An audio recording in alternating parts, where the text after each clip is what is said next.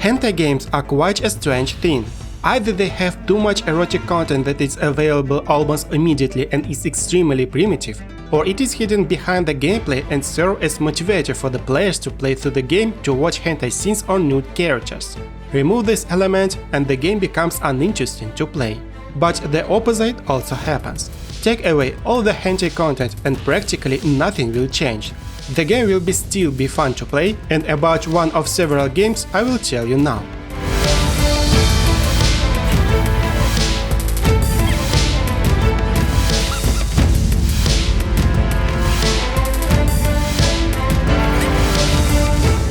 Tamer Vale is a hentai game where you don't have to spend a lot of time on discovering the hentai scenes, but at the same time it has an interesting gameplay which make you focus on it and not on hentai content.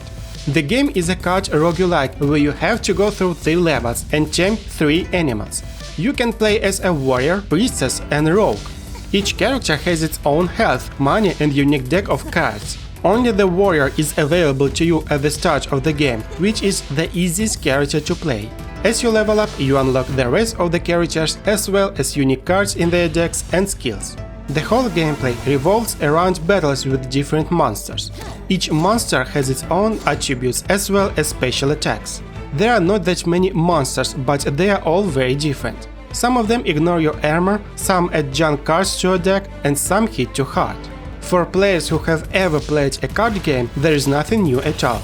Even after playing mobile rogue adventure, you will find many similarities between these games.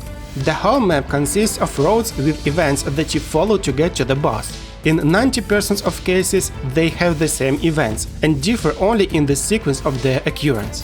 Third, it is worth thinking about. For boss battles, you are given more valuable cards, and it is better to upgrade them after the boss battle than to upgrade common ones and then get rare ones, but without upgrades. Almost every card here can be improved. Some cards are not worth your attention at all, because they are too expensive to use, but some you will use all the time. There are not that many card types. Protective ones give armor and heal, attackers give direct and piercing damage, and support ones stun enemy, weaken his damage, give mana and set back ultimate, forcing him to lose accumulated charge before the special move. After the battle, you get money and a card of your choice. Cards should be chosen based on your tactics. Otherwise, there will be a situation where you have strengthened the hero for attack, but you have no attacking cards. Or the enemy next turn uses a super hit and you don't have protection from it. Therefore, sometimes you even have to destroy the starting cards so that they do not leak to your deck. Hentai content is presented here in the form of a small scenes between character upgrades, as well as fun with tamed animals. They are made quite simply, and I want to say that I want to revise them, since your attention will be focused more on the game, but it adds aesthetics. I also like the destruction cards that cause the enemy to lose supercharged. This is not a throw of a stone to the side or a provocation, but a simple nude in your chest or showing a naked ass. Like, hey man, look what I have, and now the monster has already forgotten why he was going to hit you. The battles have similar strategy, but you do not get bored.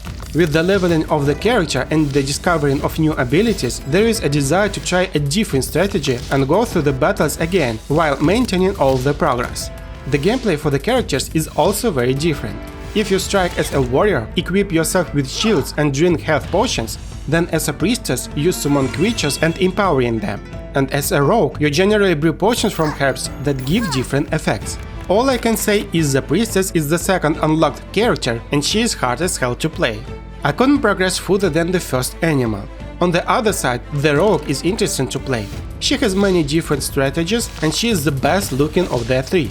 The game looks very simple, especially if you look closely at the animations of the environment, but the characters are drawn very well. I like pixel art in general and how it's done in this game. If you remove all the hentai scenes, then the game will still be interesting to play, and even there will be a desire to replay it. As a hentai game, it is rather weak due to the small number of hentai scenes and the erotic content. At the same time, if you unlocked all nude content and sexy scenes in the other games, then interest in the game disappears, while here, having an open gallery, you will want to try new cards and new abilities. In general, I recommend. Well, Extreme Angel was with you. Press the like button if you like this review, leave a comment about this game and subscribe to the channel if you don't want to miss new videos. Who want to support me with money, welcome on Patreon and buy me a coffee. Bye everyone!